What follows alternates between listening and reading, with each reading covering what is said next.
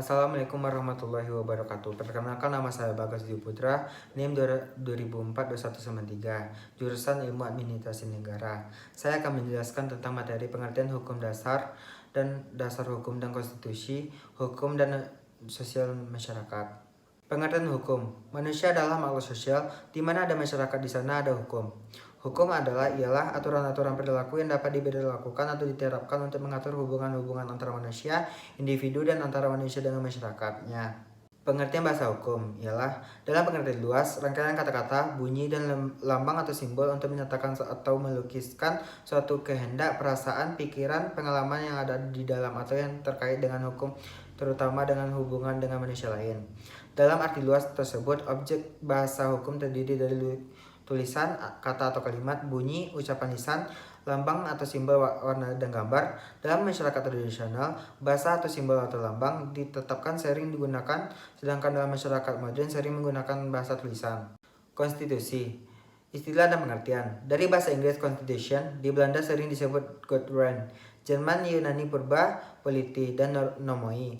Polity mempunyai kekuasaan pembentuk, sedangkan nomoi tidak memiliki karena merupakan materi yang harus dibentuk agar tidak bercerai-berai. Pada masa YP, siapakah yang membentuk konstitusi? Ingat semboyan, prinsip legibus solutus et salus publica supremat lex rajalah sebagai pembuat UU.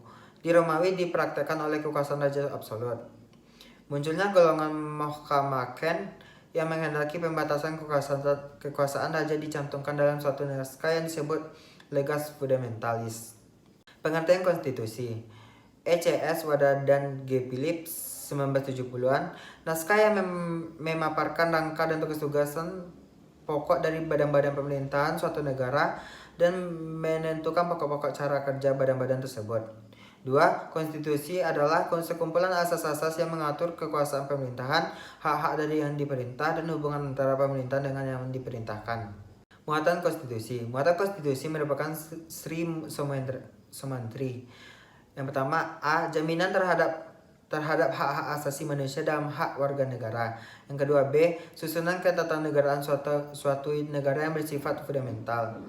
C. Adanya pembagian dan pembatasan tugas ketatanegaraan yang bersifat fundamental. Nilai konstitusi.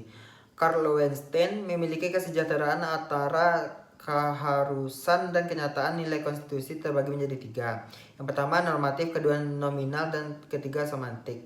Pembagian konstitusi. Hukum dasar dibedakan menjadi 2, yaitu tertulis dan tidak tertulis. Hukum dasar tertulis ialah biasakan disebut undang-undang. Yang kedua, pada umumnya lebih kuat atau meningkat daripada HD tidak tertulis. Yang ketiga, merupakan bagian dari konstitusi. Yang keempat, merupakan sumber dan dasar bagi norma hukum di bawahnya. Hukum dasar tidak tertulis ialah yang pertama disebut konvensi ketatanegaraan. Sifat konvensi ialah yang pertama kebiasaan berulang kali dalam praktek penyelenggaraan negara. Yang kedua, tidak bertentangan dengan UUD. Yang ketiga, diterima oleh seluruh rakyat. Yang keempat, sebagai pelengkapan UUD untuk mengisi kekosongan hukum. Apakah contoh konvensi di negara kita? Yang pertama ialah, setujukah bahwa maklumat pemerintahan tanggal 14 November 1945 merupakan konvensi? Mengapa? Itu saja yang dapat saya sampaikan. Apabila ada yang salah, mohon maaf. Wabillahi taufiq wal hidayah. Wassalamualaikum warahmatullahi wabarakatuh.